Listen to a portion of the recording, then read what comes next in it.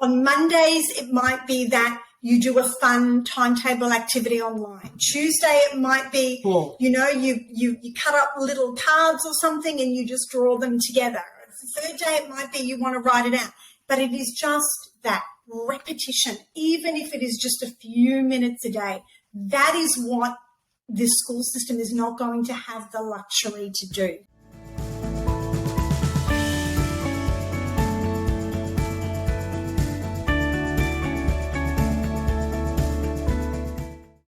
Hey parents, welcome back to Parenting on Purpose, your podcast for learning how to be the best parent and enjoy the journey. We have an incredible treat today coming to you clear across the world. Miss Nadine Shome, the founder of Reminds, an education and training company that is here to support and help educate parents and teachers to support children with learning difficulties. So Nadine, welcome to the show. Thank you so much. Lovely to be here. So I didn't intentionally tell people where you were from, so you could say something first and people could guess. Sure. So if my accent hasn't given it away, I am across the oceans in Melbourne, Australia. It's about 11 a.m. here.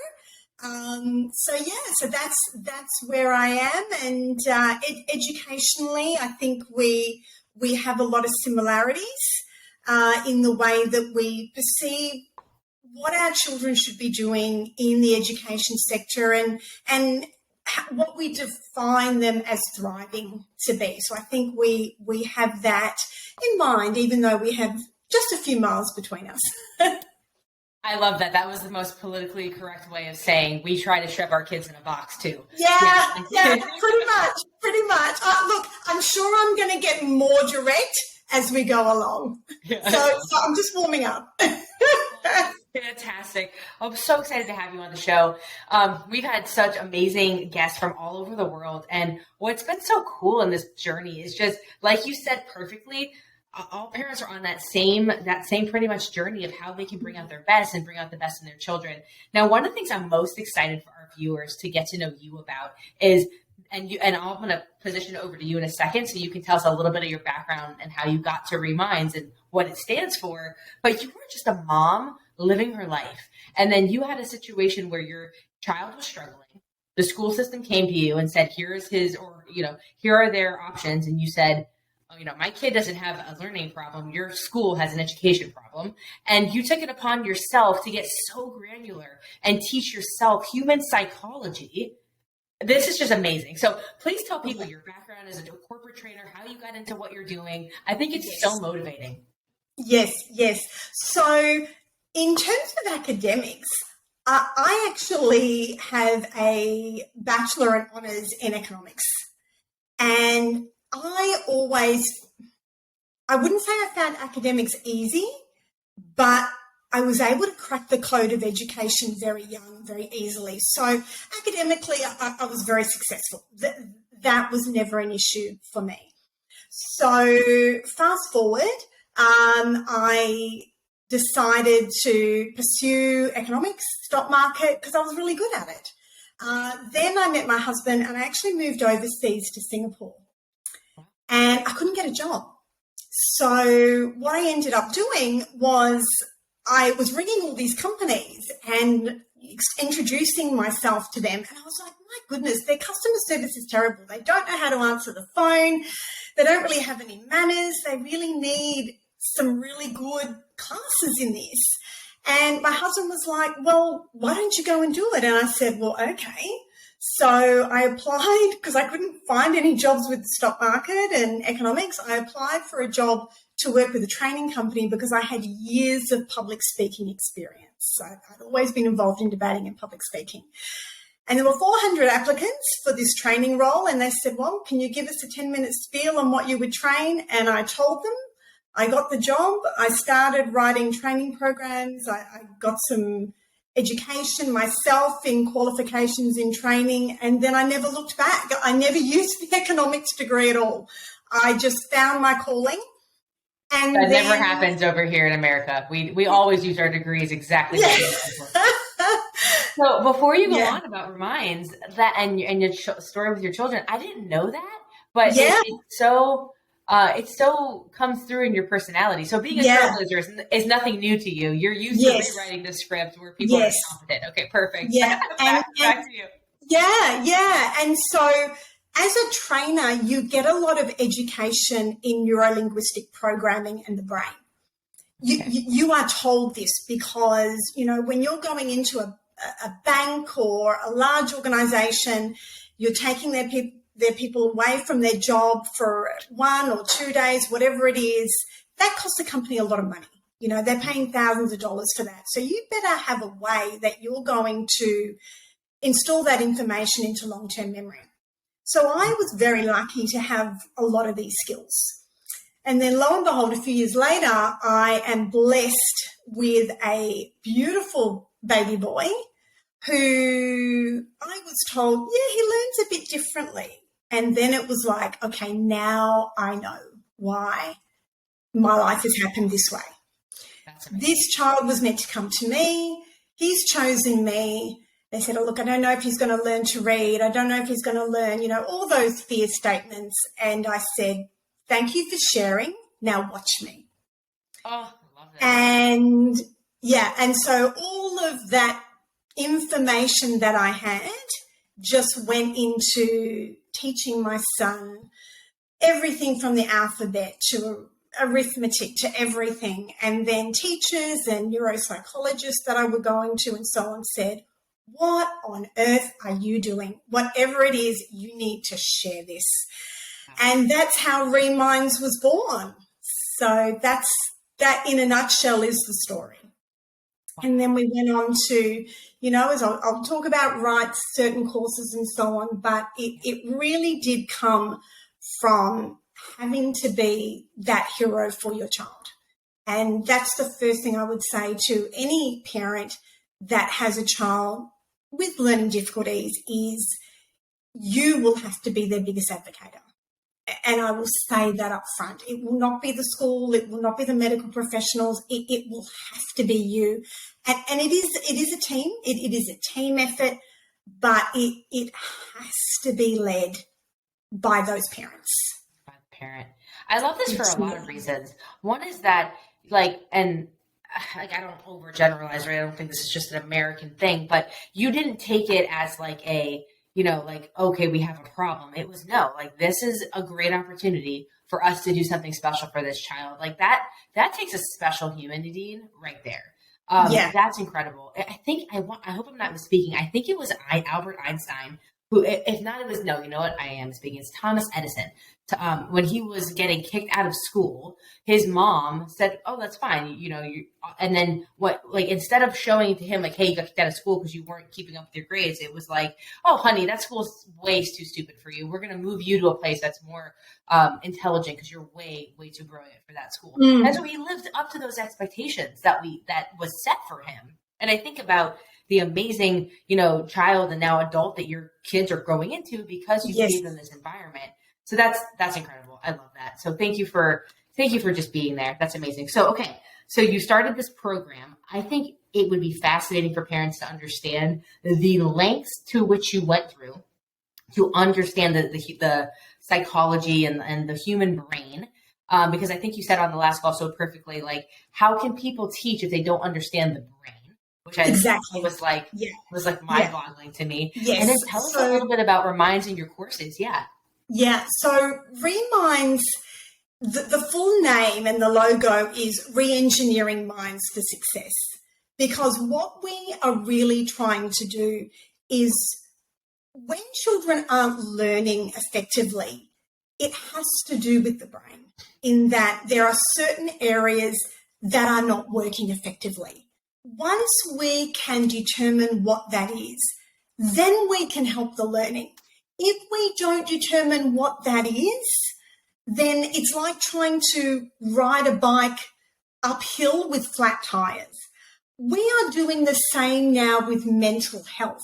So with mental health now, we're doing brain scans because we realize, well, our mental health is our thoughts. If we don't look at the brain, then how can we really assess this? So what I saw was missing was the number one thing that a trainer does is they try to make a complex ideas simple. So my first course with Reminds took 2.5 years to write. And basically that course, which we have online, which is about talking about learning difficulties and what they are. So what is ADHD? What is auditory processing disorder? What is dyslexia, and so on? We explain these learning difficulties in very, very easy to understand, comprehensive, but easy to understand. So that if you understand what's not working effectively, then you can be, oh, okay, now I know why this hasn't been working. So when I get teachers attend my programs, they're like, why didn't I learn this when I was at teacher college? Now I know why my latest phonics lessons that I'm doing, or, you know, arithmetic or algebra or whatever it be, whether it's primary school, high school, why it's not sticking. You can have the best teaching methodologies there are, but if you don't understand what the root cause of the issue is with the learning difficulty, then it's not going to make the difference that you're wanting it to. And the other thing is, if you've got a child, and we're going to talk about motivation, if they are giving you 100% effort 100% of the time, which is all we can ask them, if they are not seeing any wins, these children are not silly. They're going to wave that white flag and they go, okay, I'm done. I mean, that's human nature. That's not learning difficulties. If we're constantly trying the same thing and getting the same result, there's going to come a point where we're all going to go, no, I'm done. In a way, they're a lot more intelligent than adults because we've been programmed. Okay, let's just back up and laugh for a second, right? We are trying to isolate these children for having learning difficulties and beating them into this submissive box built for the Industrial Revolution to have these brilliant kids doing low-grade clerical work for 7 hours a day on their butts, not moving, not interacting with nature. And then when they become adults, they're desensitized to that, and they start doing the same thing every day with the same result, and they don't even understand the system anymore because wow. Oh, yeah. That's crazy. And then we ask them to think creatively and be leaders, and so that's, yeah. Well, what you're doing gives me some glimpse of white light for humanity, so please continue. Yes. Yeah. So, we really do need to understand what these learning difficulties are, and to also realize on top of that learning difficulties is not an exact science. So I've done a lot of consultations individually with parents as well, and I've put children on various programs that they've followed for literacy, for numeracy, for their diet, for helping with visual processing, auditory processing, recommended various therapies, all of this. And what I can tell you from, literally hundreds and hundreds of children is very rarely do I see a child with just one learning difficulty where we can offer one solution. Oh, look, I wish it was that simple. We could say this child has X, do Y, and it'll all be good.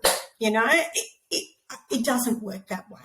So quite often you see children who have auditory processing difficulties who will also have attention issues as well, because you've got the same right area of the brain and ear that's affected. That's related. You also often find auditory and visual difficulties happen together. I technically call it the double whammy, because you've often got those occurring together. You've got problems with an unsteady macula in the eye, which causes tracking issues. Wow. You really do tend to get a lot of these learning difficulties, one or two things that are happening together. So it's really, really important to be able to understand.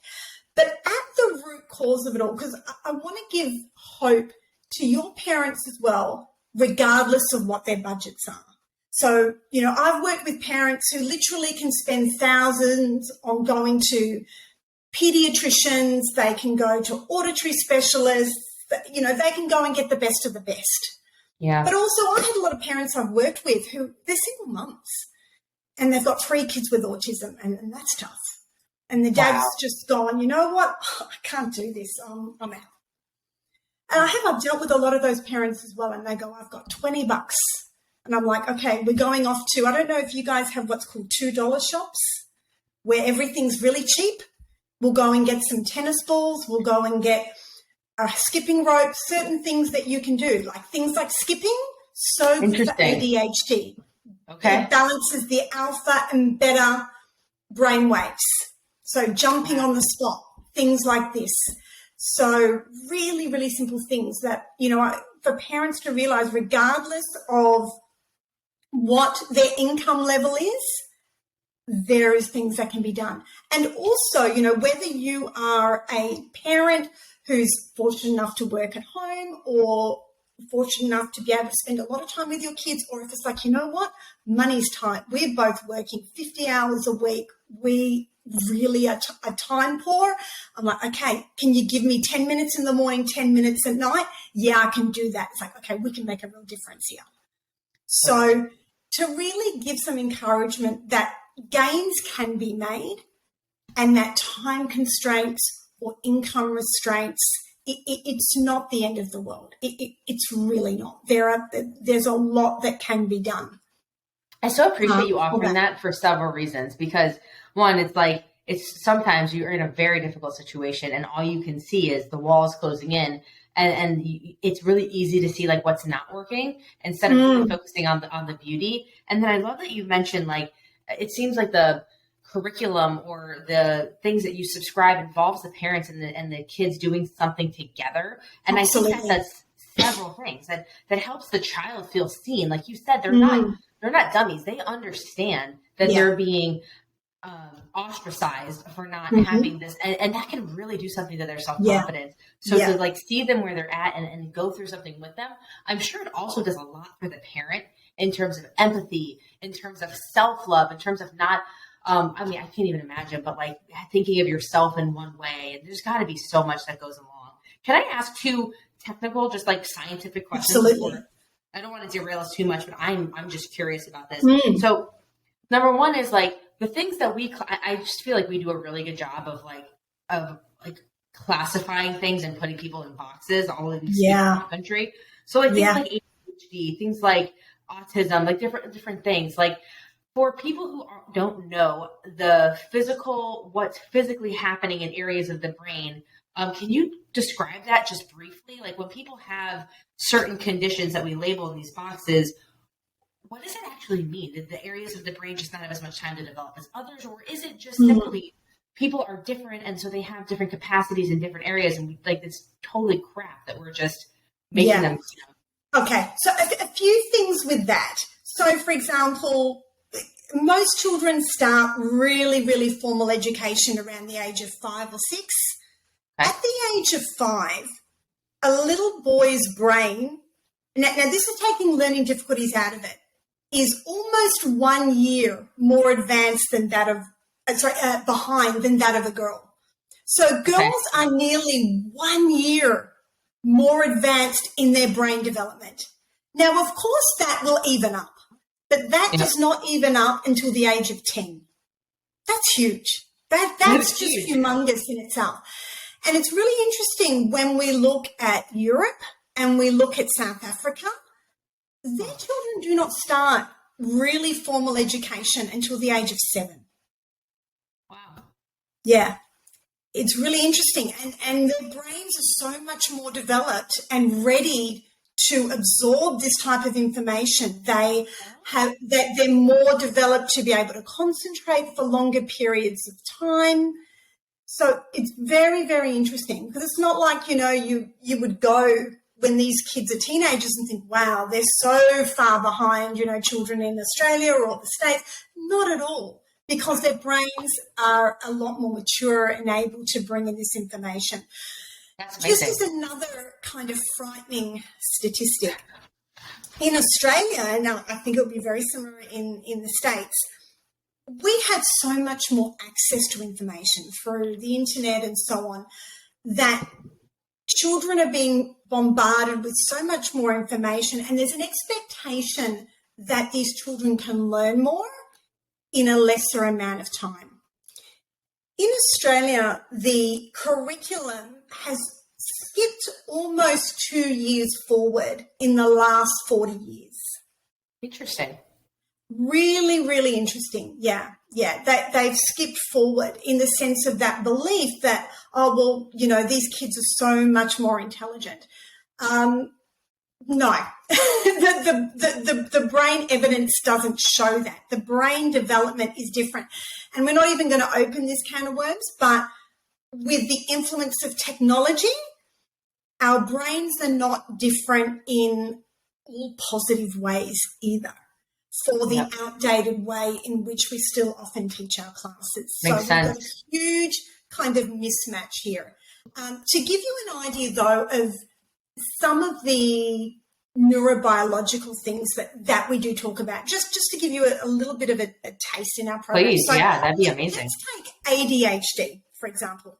So ADHD is not an inability to pay attention, not at all. It's an inability to pay attention to only one thing at a time.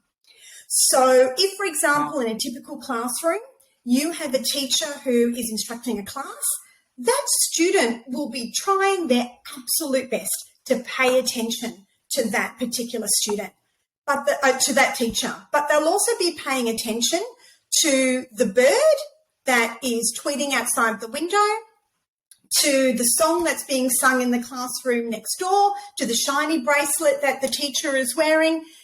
They cannot prioritize one form of sensory stimuli more than another.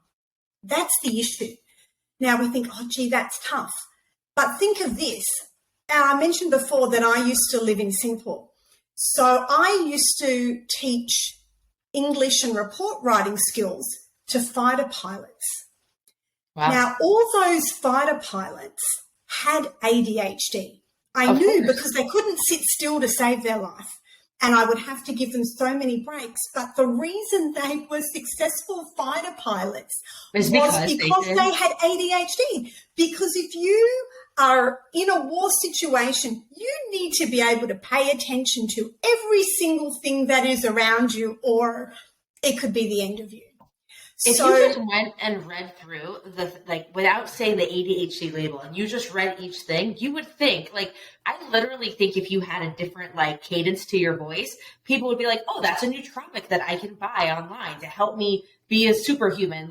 It almost sounds like it gives people a leg up and additional abilities. Yet when, the reform of education, when it was originally started, that was not an ideal employee. That did not fit into this box. So we didn't know how to deal with it. This is so fascinating. Yeah. And here's the coolest part. Because yes, we have Ritalin, Adderall, and I'm not going to open the drug can of worms here. I am not completely against medication.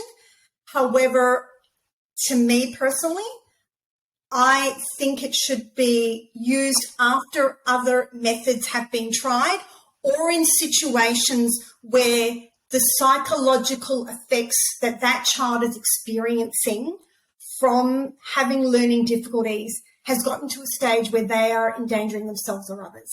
So there's absolutely a place for medication. But homeopathic first. Correct. So with that being said, from a neurological viewpoint, we have an imbalance of two types of brain waves when we have ADHD. So we've got theta brain waves and beta brain waves. Now, theta is what we have when we're chilling and relaxing. So something like watching TV after a long day, you put on Netflix, you've got your theta. Now, right now, what we're using is our beta brain waves. We're engaged, we're concentrating. So when it comes to ADHD, we often find that the theta brain waves are in excess and the beta is too little. Okay. But the human body is an amazing thing. So let's imagine, for example, that when we're doing this podcast tonight, Caitlin, let's say that you have to go out and you have to drive and pick something up and run an errand. Now, it might be about 10 o'clock at night and you're thinking, you know what, those theta brainwaves are starting to pick up. I want to just chill and relax. It's time to get home. I've had a long day. And you're like, you know what, I'm on the road. I need to pay attention. Now, the human body is a beautiful thing. Chances are you'll do one of two things. You might turn some music on because music raises dopamine in the body because children who have ADHD, they tend to have lower levels of dopamine. So music increases dopamine. That's why you often see a lot of people with ADD tend to be in the arts. They love music. It's great for their bodies. So that's the first thing. And the other thing you will often do is you will adjust yourself in your seat. You'll have a little bit of a fidget and you'll move, because moving wakes up the brain. And so that's why students with ADHD fidget. Yep. That's why they want to move. That's why Michael Phelps is a swimmer with ADHD. He just had to move. And that is what these children need to do. So when you see them, with their leg, or you see them with their fidget spinners and so on, it is trying to balance that theta, beta. And so something that I say to parents, if you want to sit down with your child who has ADD or ADHD for maybe 10, 15 minutes to do a bit of reading, a bit of timetables or whatever it may be, have them skip rope or have them jump on a trampoline. Things like that help that theta, beta brainwave, just that little bit of movement. I still fidget. Like, I'm honestly fidgeting with this thing my kid brought home. So, I mean, I think it really does help. It's that balancing of theta, beta. And it keeps you focused, at least for me, right? Like, it keeps me focused. It keeps my body, like, engaged. So I'm in, like, peak performance, right? Yeah. That is fascinating. I didn't know that. I appreciate that education. You did say one other thing I found incredibly fascinating. You brought up both diet and exercise as ways to help see gains. And I would love, so I understand the exercise. I think you just spoke on that. I would love briefly to hear the science behind the diet piece and what specifically. So there's a whole area of study on this, and this is what's known as nutrigenomics.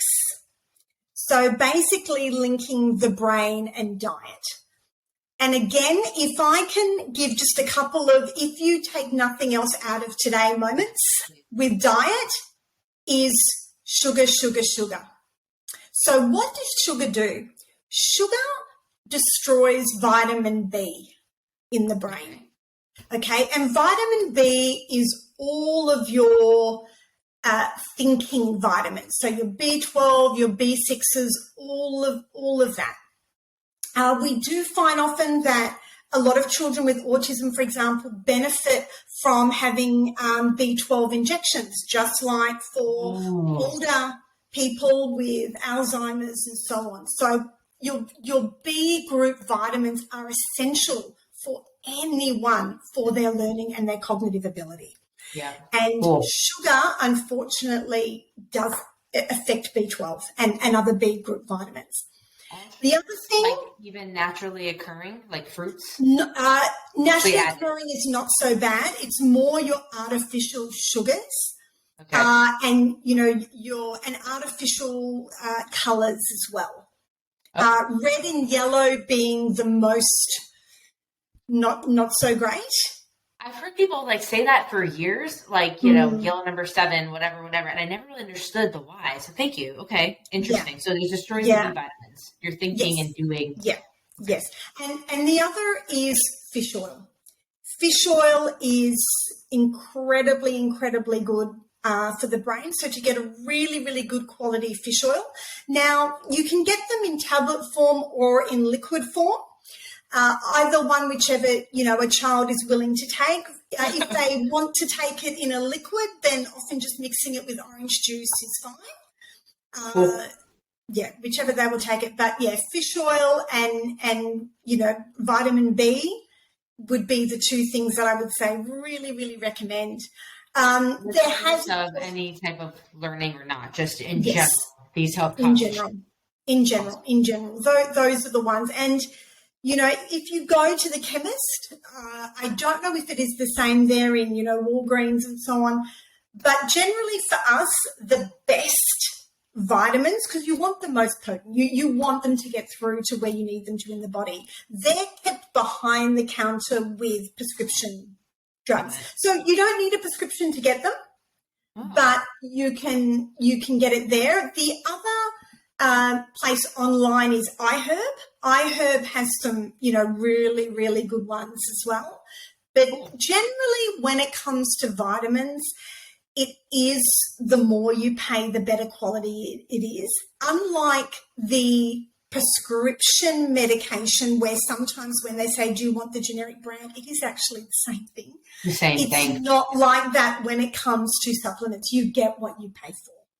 I appreciate that. I also think it's really cute that you guys call them chemists and we call them pharmacists. We do. So much fun. I love that. The chemistry and so on. So makes a lot of sense. That makes a lot of sense. That is awesome. Okay, so before I took us on a tangent, we were talking about within Reminds, what you're focusing on, and then we were going to start getting into like your courses and how you're adding value to parents and teachers by just teaching them about the brain. So I don't know if you want to continue to go through there, but this has been awesome.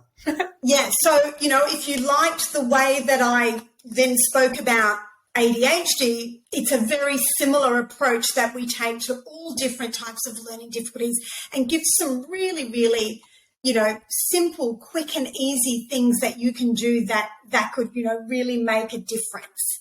The other thing that I really wanted to mention is just in general with regards to once a child knows that they have a learning difficulty. So whether you decide to go for a formal diagnosis or not, generally by around the age of 8 or 9, a child may begin to really start to compare themselves to their peers and notice if they are falling behind academically. Now, when this happens, really it is a cue if they start talking to you or they start acting out in any way to really, really address this. So if you haven't done any type of testing or anything yet, you may want to do some kind of testing or investigate there. Testing is fine, but here's the important thing. It is important that when we decide to do testing, it's, hey, we're going to go and do some testing to figure out why when you are reading a book, you're finding you're needing to read the same page 5 or 6 times, or it's taking you 5 minutes to read a page and you don't feel like you're understanding it and you're getting headaches, and it's just, we want to figure out what's going on. So make it very specific about a problem that you want to address, not that the child has any kind of deficit whatsoever. It's almost like we want to figure out why there's a stain on the carpet. To keep it very much specific about something that's frustrating. Mm-hmm. So if, for example, you then go and have some visual processing tests, what you're probably going to find is there's one or both of these issues, and that there's a problem with convergence with the eyes, which means that a child cannot focus in on a certain word, which is where, for example, you've shown a word 100 times and the child doesn't have it and you're like, what is going on? So it's because the brain and the eyes cannot take a photo of that to then bring it to long-term memory and recall.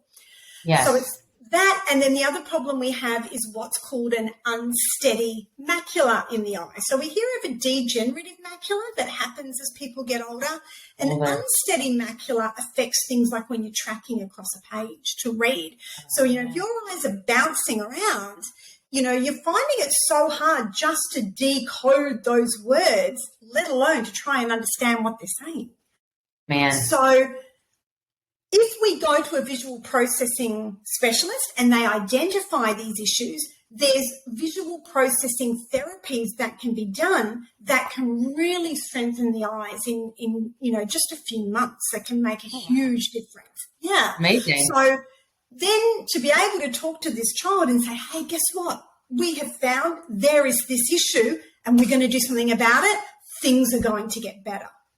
That's what we need to talk about. It doesn't need to be, oh, look, you've got this learning. It's about things are going to get better. We now know what the issue is. So in that way, you also get the child to get excited that things are going to get better, and they're more likely to take the accountability. Now, that's only part 1. Okay. Part 2 is the teacher now needs to be informed of this. Because what will often happen is teachers are at the front of the class, they might have information on a board, and a student needs to take down that information while the teacher is also talking and giving additional information. Now, you can probably imagine for a student like this, they're taking in nothing. They're not able to copy what's on the board because their eyes are struggling to converge. And because they're working so much on just trying to do that, they only take down half the notes and they have absorbed next to zero of what that teacher has been saying at that time. Yep. And let's say, for example, if the teacher was giving instructions of what's about to happen with a task, that student then raises their hand and goes, sorry, I don't understand. And they're like, weren't you listening? So you can see all the issues that goes on here. So to then have a conversation with the teacher and say, look, we've figured out there's an issue with visual processing, and just talk about exactly what I said, because then a teacher can say, well, I can maybe take a screenshot of the board and print it out and give it to, little Johnny here so he can just focus on what I'm saying. Brilliant. You've just doubled his chance of having success in that class. Okay, well, I want a question here. Yeah. If it's okay. I want to ask about, obviously there's a huge migration to homeschool here in the States. I don't know if it's the same where you are. It is exactly the same here. Yeah. Which is really kind of empowering. It shows us as a human race that we need reform, and we are all steering in the same direction. So I think that's really beautiful. So we had this very similar thing happen with our amazing, incredible daughter, who's not biologically of us. And so it was just, we wanted to love her and help her where she was. So helping her get to this level where now she has one-on-one attention, she is killing it because it's at her speed. She can probe into the things that she's superhuman at. She gets a little more love where she's not. But I can hear, and that's why I wanted to ask you now, and I think you probably know where I'm going with this. I can hear the parent who's driving to work right now. Yes, I got you. And saying okay, but my kid's in regular school. How do I help them with and I don't know how it is there, but in the States, I mean, you're looking at anywhere from 30 to 45 kids in a classroom. Yeah. So that's why we need to give that information. Because 2 reasons. Firstly, so that you can then give as simpler additional tasks for that teacher as possible. What we don't want to do, the worst thing we could do in this scenario I've just said, is to go into the room and say, hey, Johnny's got visual processing difficulties, and leave it at that. Because what you have done is you have put a ball and chain on that child, lowered the expectations that that teacher now has of that child, and that child is now in the too hard basket. We do not want to do any of that. And that's why we need to say there is this problem with convergence and tracking of the eyes. It's causing this problem with note-taking, and the teacher can simply say, I'm going to print it out for him. It takes 30 seconds of my time. That I can do. Amazing. Because that is the reality. It's the same here. 30 to 40 kids in a class. In a class of that size, on average, you're going to have 5 or 6 that are children with learning difficulties. And they're all different. They all different. Yeah, and then added to that, we have a curriculum that has way too much in it to start with, period, that there's not enough repetition for those really important things for children with learning difficulties, and on and on and on and on. So the reality is, for children that are going to be in the regular school system, which is going to still be a lot of them, we need to try and make it as easy as possible to be able to say, for teachers and integration aides, that I can do. That I can do. Exactly. Because, as I said, I work with a lot of teachers. I mean, pre-COVID, a lot of them used to come to my courses all day on a Saturday. Now they weren't paid to do that. They wanted to do the best they could. Amazing. But it's a really tough gig now for them to do that. 100%. Yeah. Oh my gosh. I think that's amazing. So I know you and I were talking about this a bit before. What are some of the aha moments you think a teacher leaves your course with? Oh my gosh, this just connected so much, connecting the dots. I think the biggest aha they get is for them to realize why what they have doing hasn't been working because they were missing the brain information. that I think is probably one of the biggest things that they come away with, as well as some tools that are easy for them to adopt to make a difference to those children. As well as, I think, ways that they can engage the parents for them to be a real team in this, because it has to be. So, for example, I'll say to the teachers, look, can you negotiate with these parents for 10 minutes in the morning, 10 minutes at night? Now, of course, if the child is older and you've got, a child that is really wanting to learn, by the time they're, getting near the end of primary school, starting high school, it should be their responsibility, in the morning and at night. And I think one of the real keys with all of this is to get the kids taking accountability as soon as possible. And that means not putting the label on this. We want to identify the learning difficulties and words rather than the labels. We don't want these labels to become part of their identity. Yeah, man. Because what happens then, and, we see this as well. Scapegoat. Yeah. Yeah, absolutely. It's, look, miss or sir, I can't do this because, I've got auditive processing disorder. Sorry. Like, no. Yeah, you don't get to, yeah. We're not doing that. We can modify tasks. We can choose different tasks. But that get out of jail free card, no, that's not happening, because life doesn't do that for us. Right. And like, you deserve to live to your full potential. And there's probably 1,700 things that you're a savant at that the layman person won't even be able to do. Absolutely. But if you don't believe in yourself, you're never going to discover what those are. Yeah. Yeah. When you were saying that about the teachers having those aha moments, like, I can imagine parents feel the same way about, oh, this is why my methods of communication aren't working, or the discipline, or I think you said it earlier, like, they're acting out at a certain age. And it's not that they're trying to be ornery or disrespectful. It's like they're looking for an outlet, and they need help, and they need to be seen. Can you delve into some of the things that you say 10 minutes in the morning and 10 minutes in the evening? What are some of those things, like like, what are some of the exercises that are done, or what happens in that time? Yes, sure. So, okay. So if you've got, let's talk about those early primary grades, where the most vital things that we want to look at, probably actually the priority is reading. Okay, even more than mathematics, because in order to do mathematics, you need to be able to read the instructions. So reading. So things like sight words. Now, a child with learning difficulties, for any visual information, will generally need at least 4 times more exposure to that. So if you are trying to, show a child a word like one, O-N-E, phonetically, you can't do that. You just have to know that's what it says. So for a child with learning difficulties, it is going to take them at least 4 times as long. So that repetition, unfortunately, with that large number of children in the class and a jam-packed curriculum, is just not going to happen. So I say that's something you can do with the brushing teeth activity. If you have them on little cards, or you choose to put it on some free software online on Quizlet, or whatever you want to do, with it's like, mummy, daddy, grandma, grandpa, whoever it is, I've just brushed my teeth, we need to do our words. And just 5 of them.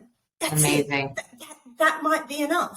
Or if it was arithmetic, with a 10-year-old, okay, we're going to do the 7 times tables. You go through it once. And then on Mondays, it might be that you do a fun timetable activity online. Tuesday, it might be, you cut up little cards or something and you just draw them together. The third day, it might be you want to write it out.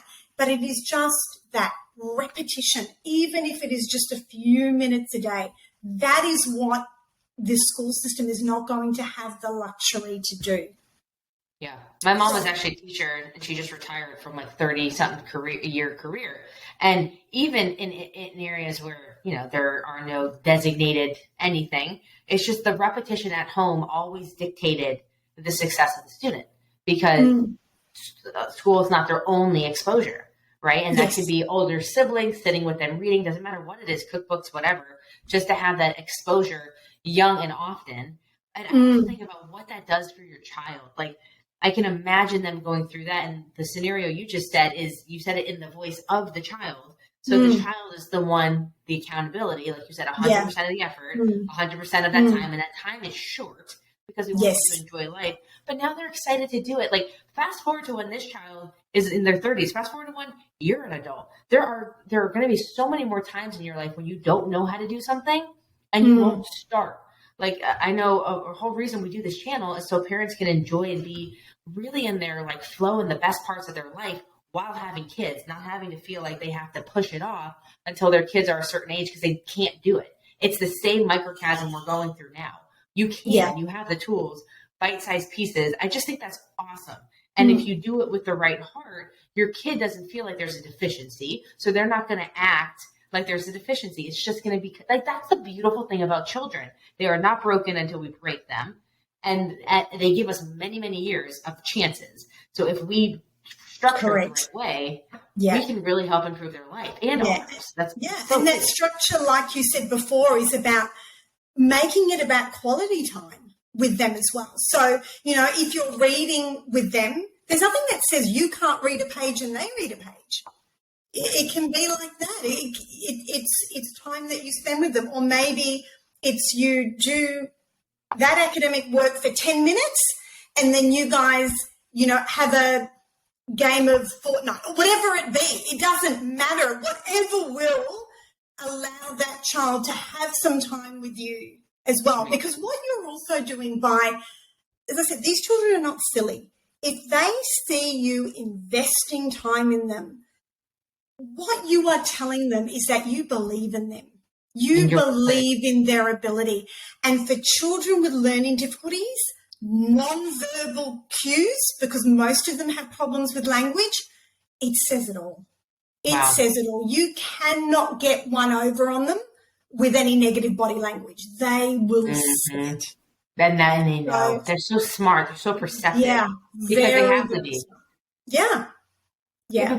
Humans are meant to survive. So if you're going to shut off one capacity, better believe the rest are going to become like superhuman in their capability. Yeah, like, absolutely. In a way, it's such a weird self-fulfilling prophecy, but because by putting people in boxes, like we're literally like creating our own issues, but it's also so beautiful to see like the adaptivity, right? Like that's so cool. I love it. Yeah. Okay, my darling. What? Anything else on your heart that you want to share? I mean, this is so fascinating. So I'm open for any of it. Yeah. I guess that probably it kind of something that I think is relevant, and I want to talk. We've talked a lot about younger kids. I want to go a little bit older. Okay, let's talk about those kids that are getting near high school. This is why. This is why the primary is so important that you establish it there. Because hopefully your neuro-linguistic programming has come in by the time they start high school. Okay. But even still, the older they get, the more they have their own mind. So motivation is everything. And this is what our second course is about motivation that we have online. So if you think, for example, of, you know, maybe there was a Christmas or a birthday, there was a toy that you've been begging your parents for. And, you know, let's say it was something like, I don't know, a toy robot, and you go to use it, you're so excited, you see it there in the morning on Christmas morning, and it won't work because there's no batteries. So that's what motivation is. It's like the batteries. Without it, the learning doesn't happen. And it doesn't matter whether you've got a learning difficulty or you don't have a learning difficulty. If you're not motivated, you're not going to learn. Now, let's say, for example, bringing it to modern times, that they opened that gift and it was a brand new PlayStation 5 or a new iPhone. Learning difficulty, no learning difficulty, that child would learn, or teenager would learn how to operate that thing in 10 minutes flat. Yep. It's all about motivation. Motivation. That's awesome. All about motivation. The brain is built for learning regardless of what its makeup is. That's what it is built for. Neuroplasticity, right? Right, we need to. And so it's really important that when we are teaching kids, we think about motivation first. It's their choice for whether they are going to listen to us or not. And they now have more things they're competing with for their learning and for time. We have TikTok, we have Instagram, we have YouTube, we have all of these other things that are also teaching our kids. And I'm not saying that's necessarily a bad thing, but know that you are competing with these novel ways of information. But some of it is great. I mean, I know I've gone to TikTok to get a recipe to bake, a date, no sugar, bread. So It can be great. It can be great. You can step through things. There are some great things that we have with this type of media as well. Yeah. But to think about your way that you are delivering things. So if you can find cool ways to do it, that's great. Now, I'm not saying you always have to use technology. There is excellent reasons neurobiologically for still writing. For example, for still writing timetables, for still writing essays, still writing study notes, because we light up the Broca area of our brain that helps with long-term memory. There's good reason for that. But if you have a child who has dysgraphia and struggles with fine motor skills and really is like this and trying to write and they can't, they might not be taking a lot in. So maybe allow them to use a keyboard or find other ways. So to always think about that motivation. Think about that motivation. Amazing. Or if you want to present a concept, start with something known first and then go into something unknown. So this applies to anything. We feel more confident if we start from a place of which we know something. So in maths, we tend to do this quite well. So, if we're about to do a certain algebraic concept, we might be, okay, let's go over this first and then we'll build on the new one step by step. But sometimes in other things, we tend to go, okay, we're learning this today. Often teachers do it because they've got limited time. But if you have the luxury at home, get that child on board first in terms of motivation, make them feel confident. Do you know how to do this? They remember? Great. Then introduce the new topic. Not only for motivation, but the way that we remember things is by linking something known to something unknown. Exactly. So if yourself, you've gone into a room and there's a conversation already happening, it's like, what's going on here? You've got no context. Very, very difficult. So it's the same thing. Yeah. So to just keep that in mind as well. And, I would say that belief, just make sure that with these beautiful children that they know that you believe in them. Let the belief shine through more than the fear. I know as parents we want them to survive. I know sometimes we get on that merry-go-round when we're in a school. We see everyone that fear.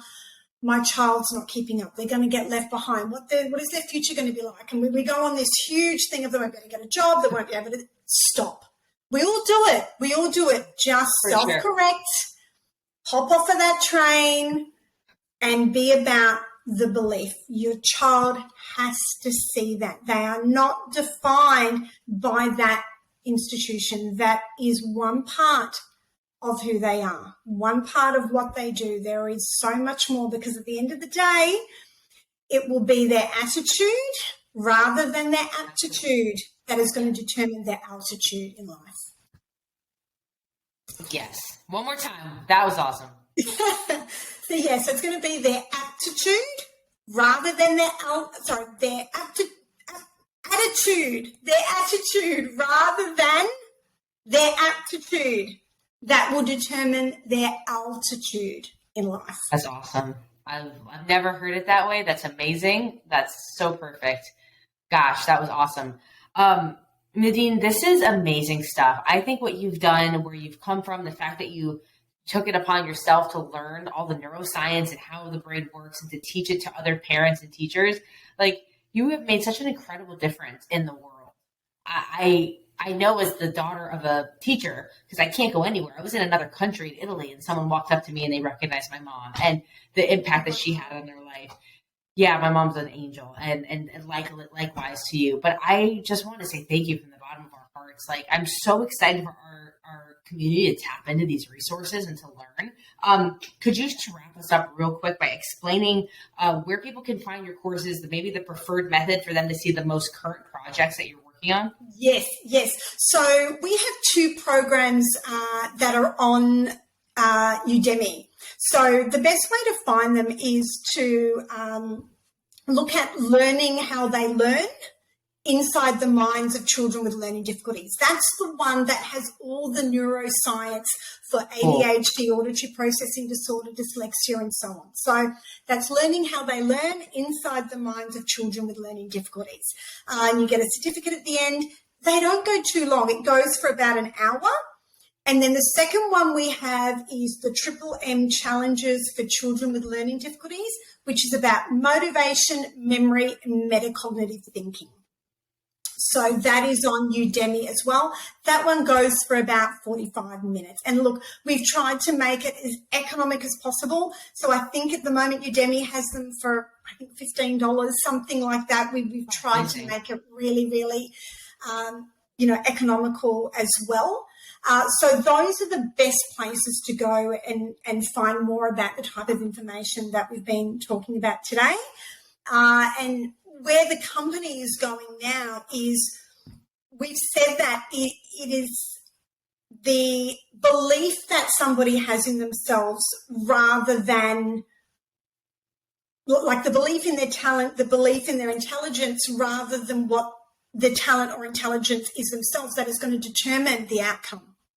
Absolutely. So it is the psychological, even more than the neurological, that's going to determine where we go.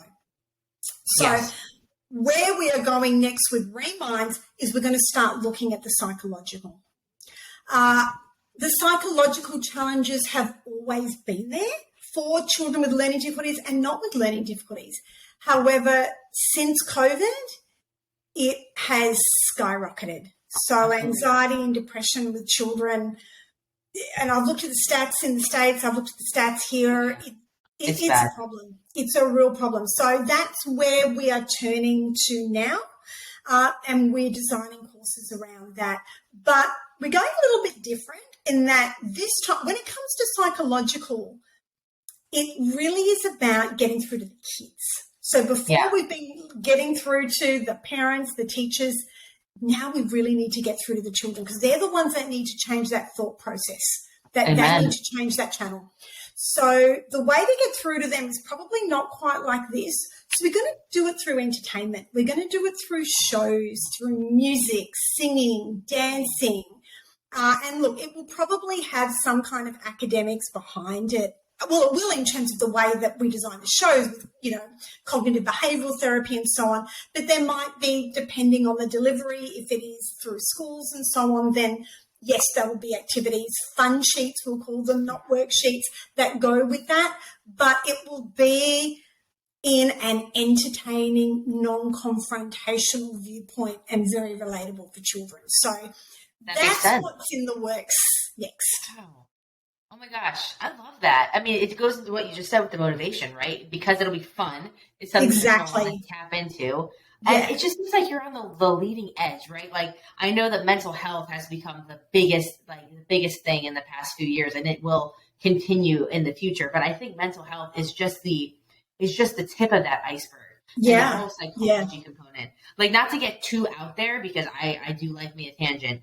But this reminds me so much of, it's like Newtonian physics versus quantum physics. Like for the super, microwave digestible version here, Newtonian physics is like cause and effect, whereas quantum physics is, and I don't know you know this, but just in general, like quantum physics is your perception of the thing changes the reality of it with like the split whatever atom testing or whatever. So what you just said is that in learning disabilities and not even difficulties is anything, even just normal human function. The belief in whatever it is that you're trying to do is going to more greatly affect the outcome than any predisposition that you have. Or to quote someone 2,000 years old, Aristotle, nature versus nurture, right? Yeah. So, that's amazing.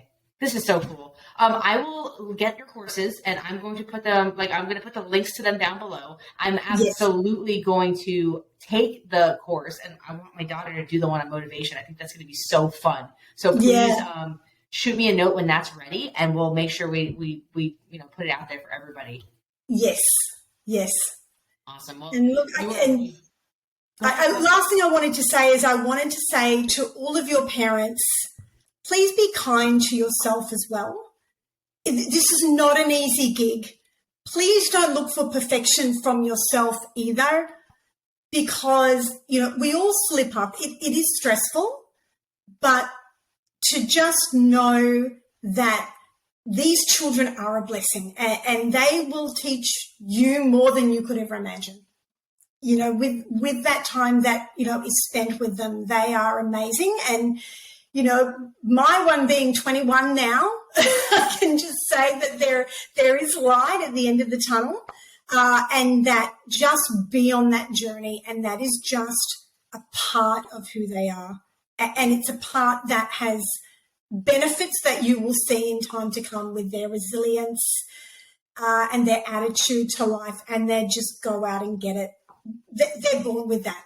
They can't be any other way, and it will be a benefit in the long run, I promise you. I appreciate that perspective, right? Because I know when you're in the throes of anything, it can be so hard to see, the forest through the trees, or whatever that analogy is. Watch it. Yeah. But that was beautiful. What you're doing is amazing. I so appreciate your time today. We're definitely going to have you back on when the new course comes out, so please let us know. Parents, we love you. We love you so much for being here. This is such a fun journey for us, and we're just enjoying growing with you.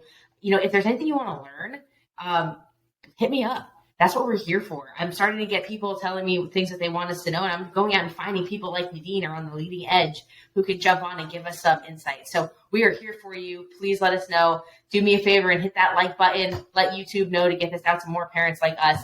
Until next time, stay beautiful, stay inspired. Bye, guys. See you guys soon. Thank you.